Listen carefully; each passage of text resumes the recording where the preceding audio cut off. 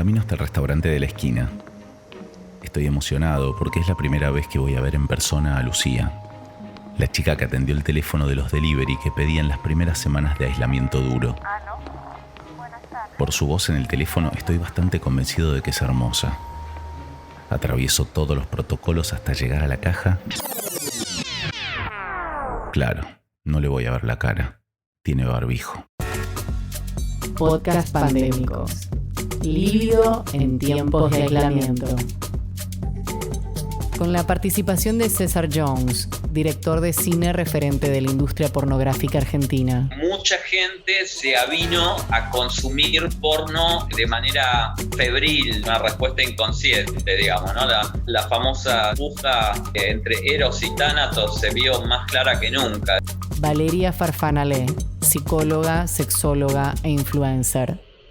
Ha traído cambios en las relaciones y en la manera de relacionarse de las parejas. Entonces, parejas que, por ejemplo, de más de 30, con hijos, han tenido que reorganizar toda su vida sexual en pos de que, de que los chicos están todo el tiempo en casa.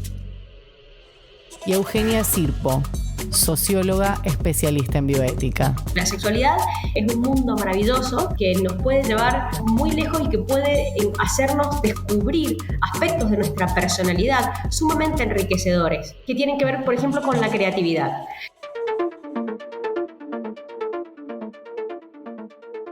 Mientras me acerco a mi casa, el lugar donde estuve el 90% del tiempo desde el 19 de marzo, pienso en la desilusión del encuentro con Lucía.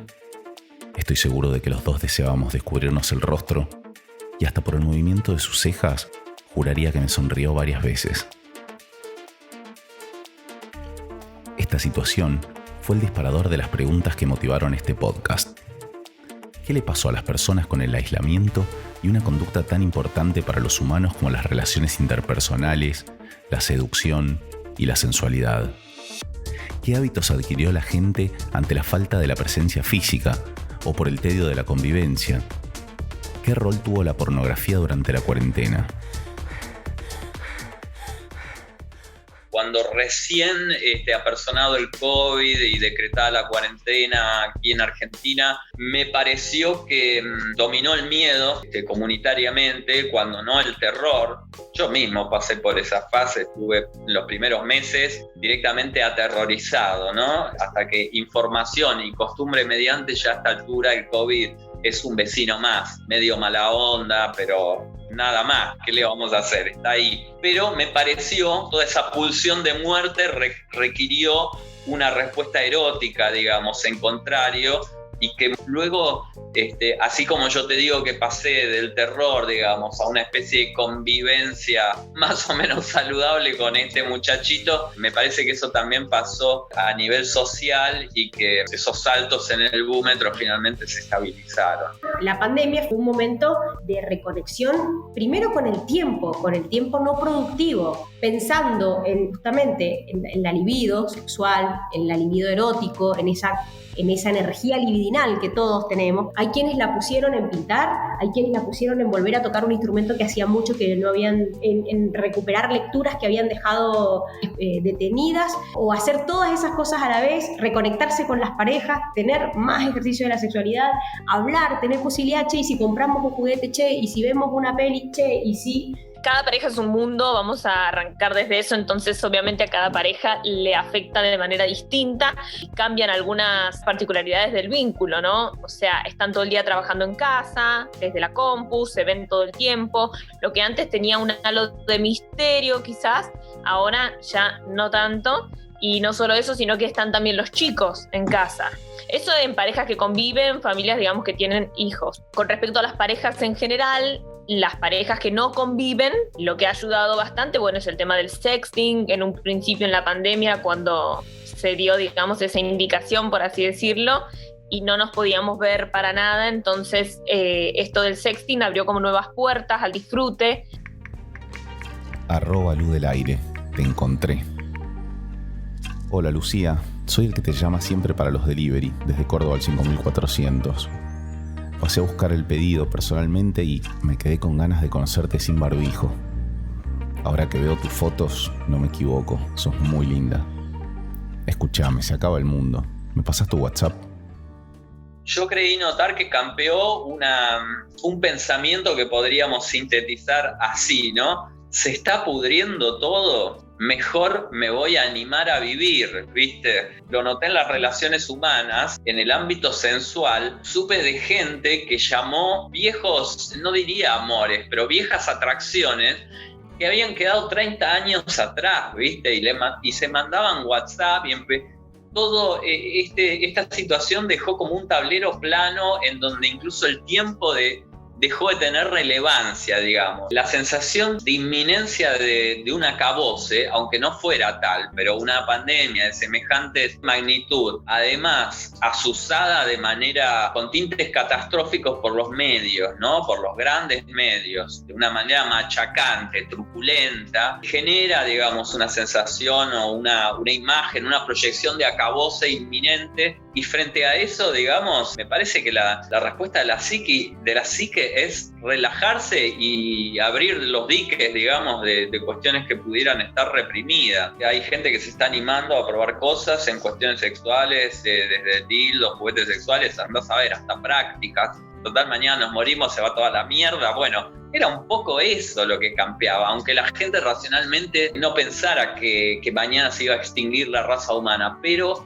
había una fantasía fundada en un suceso real que era un poco de extinción o apocalíptica. Hay personas a las que les pasaba que no se podían ver o no podían tener encuentros sexuales y estaban con una libido exacerbada.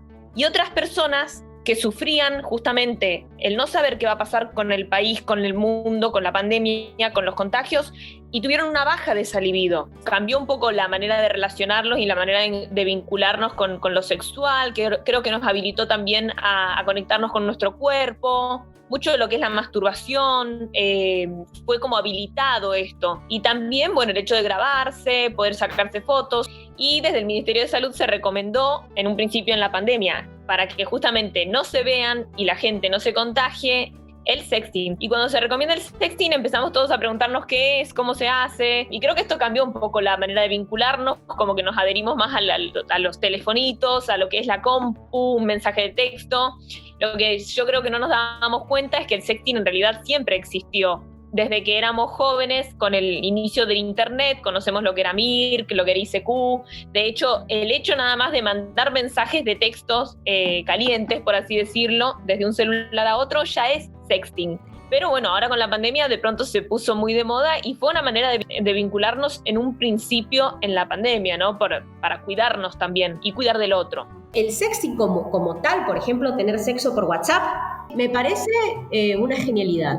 Entonces, me parece bien que que se haya alentado, de hecho, que el gobierno lo haya alentado, me parece que no es algo de ahora. La sexualidad se escribe, hay un montón de poesía erótica, de prosas eróticas, que son eróticas, que erotizan, algunas más subidas de tono, por usar una palabra, una expresión. Sí me parece que hay que cuidar mucho la intimidad, la privacidad y demás. Después, otro cantar tiene que ver con eso, es quién se queda con esa base de datos. Si se la deja Google, si se la deja, no sé, Zoom, quién registra todas esas imágenes, porque no, en el ciberespacio esta cosa como difícil de entender para por lo menos la socióloga, qué pasa con esas imágenes después. Entonces, yo creo que la pandemia, volviendo al tema de la pandemia y el autoerotismo o el ejercicio de la sexualidad, destacar que hay gente que la han pasado muy bien y hay personas que la han pasado muy mal. En el pasarla bien me refiero a la posibilidad de encuentro de tiempo frisado para que las personas podamos pensar en nuestra propia sexualidad, podamos pensar en comunicar con la otra persona, en la mirada, en compartir un mate y de paso, bueno, qué sé yo, terminar teniendo sexo a las 11 de la mañana un día miércoles, cuando en condiciones normales vos a esa hora sos empleado de un banco. Eso sin duda es una maravilla que haya ocurrido durante la pandemia. Y así también ha pasado que un montón de gente ha descubierto o se ha encontrado encerrada en situación de violencia. Lucía todavía no me responde los mensajes que le mandé al Instagram. Voy a aprovechar este rato libre para probar la suscripción gratis. La gente se volcó, digamos, con mucha intensidad hacia el consumo porno, luego se estabilizó. El porno argentino es una suma de voluntades dispersas, en donde se puede encontrar, no sé si lo mejor, pero se pueden encontrar altas expresiones del género y también se puede descender al último subsuelo. El porno tiene la facilidad para uno, por eso yo siempre digo que sí, que soy un realizador medio tullido y que me amparo en la potencia que tiene el porno. Haces clic, ya estás viendo, viste, una escena brutal, viste, o sea, estás viendo una mina que le está chupando la pija a un flaco o a un actor, digamos, todo es desmesurado y demás. Y aunque seas un director medio malo, ya la potencia de esa imagen te salva. No me recuesto sobre eso, ¿no? Yo quiero mejorar y superarme, pero reconozco también que yo creo que inconscientemente me metí en el porno, que eso parecía como una jugada súper transgresora y yo en realidad estaba buscando cobijo porque no me animaba a ser un director de cine convencional o un director de cine independiente. No me animaba a nada. Entonces me animé al porno. Adquirimos nuevas formas de disfrute, ¿no? En esta nueva normalidad. Por ahí hay gente a la que le calienta más un chat erótico y mandarse fotos sensuales que verse.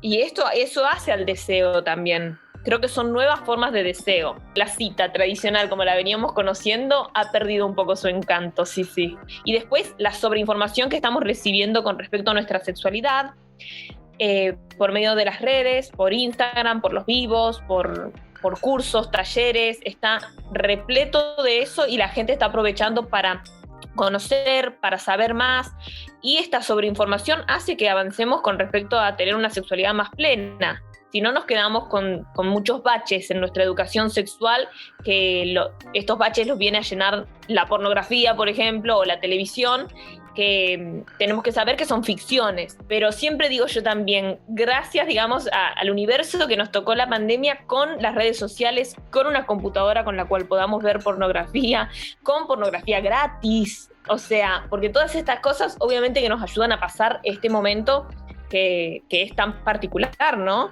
Y siempre, digamos, defiendo, digamos, lo que es la industria pornográfica, digamos, no solo porque es trabajo, sino que también nos hace ver cosas distintas, cosas que quizás no hubiésemos conocido si no es por la pornografía. Pero esto lo digo desde mujer, que tengo 35 años, que sé que también, como tiene cosas lindas, es una ficción. Es diferente, como te decía, cuando vamos a la educación sexual de los niños y con qué nos criamos, ¿no? Con qué nos criamos y qué asumimos como que sería lo normal en las relaciones sexuales. Pero sí, es un tema particular con muchísimas aristas que es para debate, obviamente. La pornografía, si lo vemos desde el punto de vista del consumo cultural y del consumo como una industria más, como a veces la plantean, ¿no?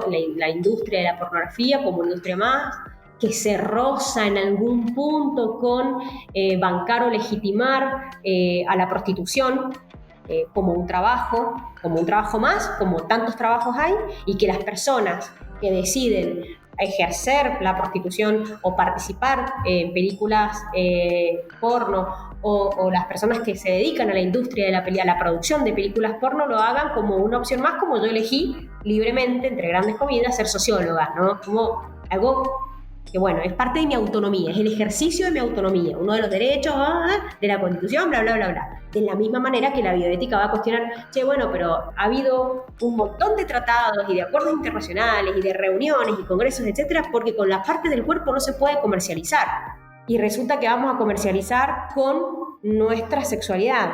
Vamos a comercializar nuestro cuerpo. Las personas que ejercen la prostitución o las personas que venden, por ejemplo, pornografía, están comercializando con el cuerpo de otra persona. Me parece que hayamos consumido durante la pandemia más pornografía y habla de lo limitado que tenemos la creatividad, de lo colonizado que tenemos el deseo. Imaginémonos que la sexualidad es un vaso y la pornografía viene a ser agua que entra dentro del vaso hasta que el vaso se llena. Es como el molde con la horma, si se quiere. Pero, por suerte, esto se puede revertir. ¿Puede cambiar? Sí, puede cambiar. ¿Cómo? Y trabajándolo y haciéndonos cargos de nuestra propia creatividad y de nuestra propia tensión libidinal. Y de nuestras propias opciones, por supuesto.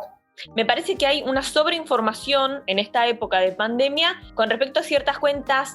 Hablamos de Instagram, hablamos de TikTok, hablamos de Facebook, de podcast, en general, que hablan sobre sexualidad. Parecería como que en cierto punto no podíamos practicar la sexualidad, digamos, experimentarla en vivo. Empezamos como a informarnos bastante sobre esto. Yo trabajo con sex shops en donde me dicen que justamente en esta época se está vendiendo muchísimo más. Y claro, se habilitó el placer. Creo yo también que ha sido un gran destape con respecto a los juguetes eróticos. O sea, justo salió también el tema del Satisfyer. Quizás hay gente que esté escuchando y no lo sepa, pero es un juguete erótico que es específico, digamos, para la estimulación del clítoris. Este juguete está agotado en la mayoría de los sex shops. Si se ponen a preguntar, la verdad es que la gente lo ha comprado un montón.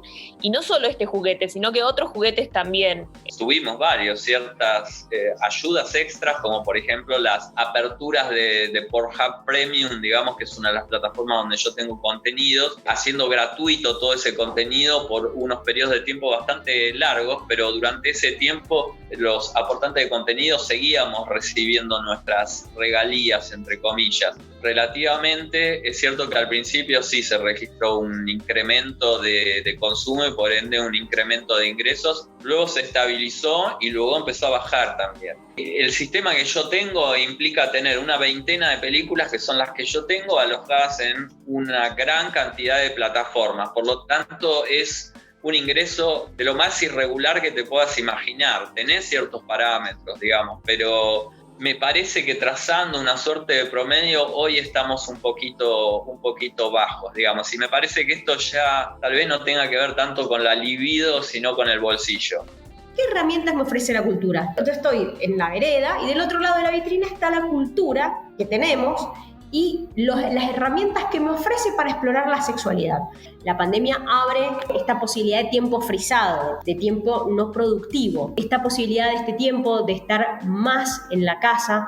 Lo que es realmente curioso, lo que es realmente importante, lo que abre la ventana es justamente darle a la sexualidad rienda suelta. Qué bueno que respondiste, Lucía. Nos vemos el viernes entonces a las 22. Finalmente vamos a poder conversar mirándonos las caras. Te paso el link de Zoom. Escuchar a César, Vale y Eugenia nos hizo entender la necesidad de seguir pensando este mundo. Por eso, en el próximo podcast vamos a explorar los submundos de la sexualidad, el bondage, los swingers y el contraste con el poliamor, entrevistando a personas que tienen estas prácticas como una forma de vida. Escrito, dirigido y editado por Marino Moro. Locución, Laila Wagner. Producción periodística, Juan Cruz Guido. Contenido producido para el Instituto Superior de Enseñanza Radiofónica. Podcast pandémicos.